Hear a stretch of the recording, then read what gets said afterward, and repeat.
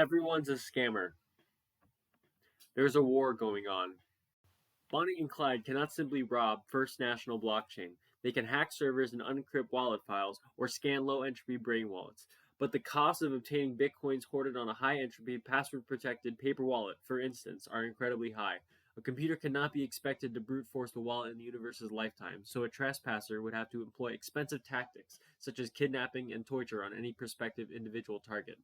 Criminals, con artists, and swindlers cannot rely on violence to get the wealth they desire. It has become too cumbersome. These scoundrels must rely on good old-fashioned market forces. And it's working.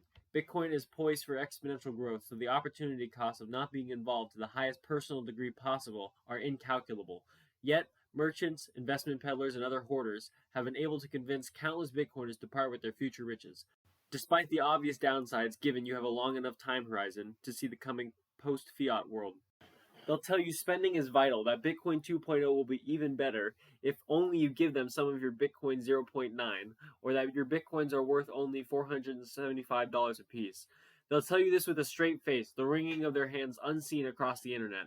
And once you have fallen to temptation, they'll leave you on your own to learn there are no backsies. In the real politic of the blockchain, everyone is a scammer. There is a war going on for your Bitcoins, and willpower is your only defense. Endless scammers everywhere. Bitcoin is a dangerous place. There's an endless list of hacks, scams, and thefts. Bitcoin promises a network with distributed trust. You know why? Because other Bitcoiners exist. Not every Bitcoin scammer is merely an amoral businessman or investor. Many are outright fraudsters and con artists. When you buy a rug from Overstock, at least you actually get a rug. When you send money to Ethereum, you may actually get a worthless Ether token eventually. You know what you probably will never get? Your Butterfly Labs pre-order or your Gox Bucks. Some scams are pulled off by convincing other Bitcoiners to not take advantage of Bitcoin's value proposition. That is, they convince Bitcoiners that while they shouldn't trust third parties, this guy is totally cool. I'm looking at you, Mt. Gox. Others convince them to play investment games that turn out to be Ponzi schemes. Sup, Bitcoin Savings and Trust. Some scams are the purest synthesis of Bitcoiner avarice and stupidity. Ponzi.io explicitly marketed itself as a Ponzi scheme, promising to send you back more Bitcoins coming from the pockets of the next investors. Have fun. Their address, blah, blah, blah, received nearly 350 Bitcoin. Some scams are outright malicious. Scammers have resorted to malware and ransom. CryptoLocker infected computers by encrypting the user's files and only gave up the private key if a ransom was paid in Bitcoins within 48 hours. Scammers have resorted to blackmail. On September 8th, a hacker gained control of Satoshi Nakamoto's email account, using it not only to deface the Bitcoin SourceForge page, but to allegedly find out Satoshi's true name. From a Vice article, after inquiring what the hacker was trying to get out of all this, he said, Bitcoins, obviously, but don't forget the lulz. Scammers have also gone to the trouble of leaking nude photos of celebrities to get some Bitcoins. Scammers will do whatever it takes to increase their Bitcoin holdings. You know this. You scam someone to get yours. You probably did not outright defraud or hack someone like the above, but you necessarily took advantage of their short-term thinking. Merchants are scammers. At long last, Newegg accepts Bitcoin, along with Overstock.com, Tiger Direct, Dell.com, Expedia, and other major retailers and websites. So let's go spend all our Bitcoins, right? Not so fast. Let's wipe off the drool from looking at the shiny toys and think this through. Merchants have absolutely every reason to accept Bitcoin. BitPay recently removed all fees for payment processing, including currency exchange. Not only can merchants receive payments without fees, but there are, of course, a litany of other benefits, from no fraud or chargeback to easy international payments. They can pass on their savings to customers or increase their profit margins. They also can and should hold on to their Bitcoins as their accounting permits, so as to earn profits from future price increases. After all, if Bitcoin increases adoption for payments, there are only so many units to go around, so each one will become more valuable. So merchants are in a good position. They can save money on their business and they can try to purchase Bitcoins with retail goods, just as many purchase them with dollars or euros. If I were a merchant, I would most certainly encourage people to shop in my store in Bitcoin. I might even try to convince them, despite its fallacious economic reasoning, that spending Bitcoins at my store is actually good for Bitcoin, certainly more than you saving and speculating on them. After all, it could become worthless overnight, and its future depends on it, because I say so. I might even say things like, my shoppers are among the first wave of Bitcoin users and we're thrilled to accept the cryptocurrency as a form of payment.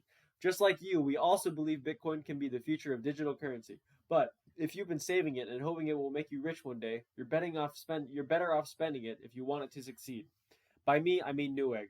Their recent blog post is called Why Saving Your Bitcoin is Not a Good Idea. The reason? It means you aren't spending at Newegg. Most merchants even choose to immediately sell the bitcoins they receive. They scam you out of bitcoins they do not even want, uninterested in the future value of the network. Merchants are scammers because they lead you to believe that your bitcoins are only worth the price of their retail good in order to allow themselves, or those to whom they sell the bitcoins if they so choose, rather than you, to benefit from the future bitcoin prices increases. And that's a good thing. This is not to say merchant adoption is bad. In fact, from the Hoarders' perspective, merchant adoption is great. First, merchant adoption means that there is more demand for Bitcoin, that the Bitcoin network is growing, and that the Bitcoin is thus more valuable than it was yesterday. Second, merchant adoption means there are more places to spend Bitcoins. This does not mean a hoarder will actually want to spend Bitcoins. More importantly, he can spend Bitcoins. Demand for cash exists because there is an uncertainty of future needs, and the holder of cash believes he will come across currently unknown opportunities in the future that can better satisfy his needs than any current opportunities. When an opportunity exists that he believes benefits him more than what the same cash can get him in the future, he is able to seize it. As Metcalfe's law shows us, the value of a network increases exponentially with each additional node. With each additional merchant, there are more potential people to trade with, and thus more potential opportunities to satisfy his needs with cash. Of course, these benefits to the hoarder does not require merchants accept Bitcoin, given the right infrastructure. Zappo debit cards, for example, give the hoarder the ability to use Bitcoins on existing credit card networks. This means hoarders can already use Bitcoin as their unit of account, whether or not merchants even know what a Bitcoin is. The more Bitcoin can be used as a method of payment, the fewer dollars hoarders must begrudgingly speculate on, a risk they typically only wish on government agents and skeptical economists. Thus, the primary advantage of merchant adoption is that your average balance of Bitcoins held can go up. You don't need to buy dollars in anticipation of making dollar payments. Instead, you can replenish your Bitcoin hoard after you make Bitcoin payments. Between merchant adoption and debit systems, Bitcoin becomes a more valuable good to hoard. Good news for Bitcoin. Investments are scams. Bitcoin is exciting. Looking at a static wallet file and balance is not. Instead of holding and forgetting, many Bitcoiners choose to put that money to use, and endless crypto peddlers are ready to snatch your Bitcoins up. They'll offer you mining contracts, present their plans for a hedge fund, or entice you into investing in a Bitcoin company. Today, the most popular investment vehicle for Bitcoiners are Bitcoin 2.0 schemes, ranging from Mastercoin to Ethereum. All of these are scams. Regardless of their ability to actually deliver their promises, they all fail a simple test. Is the return on investment positive? If you are stuck in a fiat mindset, you may well make a quick buck, but given Bitcoin's extraordinary expected growth, can one really expect to do better than one can by holding it? Long-term investors should use Bitcoin as their unit of account, and every single investment should be compared to the expected returns of Bitcoin. If hyper-Bitcoinization occurs, Bitcoin holders will see their purchasing power increase by orders of magnitude. Bitcoiners should think twice before throwing away even a couple millibits toward a project just to see where it goes.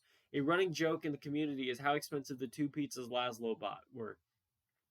We joke about that $1 million pizza. Oh my god, it's $3 billion now. And a hyper-Bitcoinization, $3 billion. Hyper-Bitcoinization has not even occurred yet. I praise Laszlo for his entrepreneurial use of a new technology, but I do not wish for myself or others to be a Laszlo. Who wins here? It is not the investor, but the peddler of crypto dreams. Ethereum currently raised $15 million in their Ether sale for an unfinished project. In Bitcoin, of course. There isn't even a product yet, but investors have placed their bets. Ethereum now has over 30,000 Bitcoins, destined to be worth unspeakable volumes of wealth, while investors hold worthless hope. Investments are scams because they lead you to believe you can get a higher return than holding Bitcoin itself. Despite the economies of Bitcoin naturally making this an absurd claim, in the medium run, in a post-fiat world, there will be plenty of investments that have a greater return and risk than holding Bitcoins, but there will be assets that generate Bitcoin cash flows. But they don't have to be. If a Bitcoin hoarder wants to reinvest his profits, he need not look further than the Bitcoin network itself. The correct strategy for Bitcoin entrepreneurship, as Daniel has pointed out, is speculative philanthropy. While endless money has been funneled into altcoins, app coins, vaporware, vulnerable third-party services, etc., there are many problems in Bitcoin that still need to be solved through open source development, many of which are low-hanging fruit. By funding these projects, the security, accessibility, and usability of the Bitcoin network increases, thus making it an even better investment. Get coding. Every new Git commit is good news for Bitcoin. Hoarders are scammers. The Bitcoin hoarder is in a constant battle with himself to lower his time preference as much as humanly possible. It's the only way to optimize his Bitcoin holdings. My friends and I joke about starving due to the intense deflation, but I can't say I don't look back and wish I had skipped a couple lunches in the crappy dorm cafeteria to buy $10 Bitcoins when I had the chance. Oh my god. Bitcoin hoarders are excited about the price rises, but they are also excited when the price is on its way down. Coinbase just months ago was willing to give me a Bitcoin for $1,200, and now they are only asking for $475. Whatever price, the Bitcoin hoarder thinks to himself, suckers. Bitcoin hoarders are in it for the long run. Their strategy is not to buy low, sell high, but to buy any, sell some highest. They will do anything to get their hands on more Satoshis, and there is nothing that makes them happier than a schmuck giving up the goods after being convinced Bitcoin is only worth X amount of dollars less than the moon. These sellers have volunteered to hold the fiat shitbag, and hoarders will not be so quick to help them get rid of the stench. Indeed, hoarders are potentially the most dangerous scammers. While merchants and investments are outright with their desire to take your bitcoins, hoarders may not always be so explicit. A person can prove that they have the private key to bitcoins, but they cannot prove they do not. With this in mind, it is plausible that any vociferous skeptic's bold assertion is actually a psyop attempting to affect market demand and subsequently the price in their favor. For instance, when Paul Krugman recently said in the Long CryptoCon that it's not at all clear whether Bitcoin technology has any economic value, what an idiot, we cannot know with epistemological certainty that Paul Krugman is not a Bitcoin true believer, hoping to get his hands on more and cheaper Bitcoins. Hoarders are scammers because they understand the exponential and very likely growth potential of Bitcoin, yet are willing to convince other Bitcoin holders by any means necessary that the future value to them is probably not much more than the current market price. And you should thank them. Hoarding is what gives money value, and no, you can't have any. Great news for Bitcoin. How to end it all. Indeed, Bitcoin scamming is a job that will never be finished. The market-based scams, that is, ones that don't require fraud, will subside as Bitcoin absorbs the real money supply of all other currencies, when demand for cash begins to decelerate and eventually stabilizes. However, other scammers will always be looking for ways to screw someone out of their Bitcoins. The only way this will be solved is if trusted networks can be built. As has been said before, Bitcoin is great, but it won't fix our monkey brains. While Bitcoin offers a money with no trusted third party, it can only do so because the ledger is self-referential. The humans actually using it must always be in a mindset of caveat emptor when using Bitcoin. Through payment protocols, webs of trust, smart contracts, GPG contracts, and voting pools, users can mitigate the risk of engaging in various forms of commerce. The only winning move is not to spend. We live in a state of total war. Everyone who holds Bitcoins is trying to get more by scamming others out of theirs, or convincing others it's not worth trying to get into. Everyone who does not hold Bitcoins was either scammed out of them or was scammed from getting into it. Having Bitcoins takes the knowledge and will to know and desire its future, while not having or spending them is lacking one or the other. If you hold Bitcoins, you must take a breath every time you wish to send any to another person. Ask yourself if that person truly deserves untold amounts of your future wealth for pouring you a beer. You may just find the will to hodl more. Hyper-Bitcoinization will not be a force to trifle with. Even a marginal Bitcoin holding right now will constitute a very significant majority of a Bitcoiner's portfolio. Once it happens, there is no going back. One day your Bitcoin balance will likely never see the decimal point move to the right again. Bitcoin will break for no one on its race down the road from serfdom to global domination, liberation. Do not give your seat up for someone else. Scammer is a heuristic, not an accusation.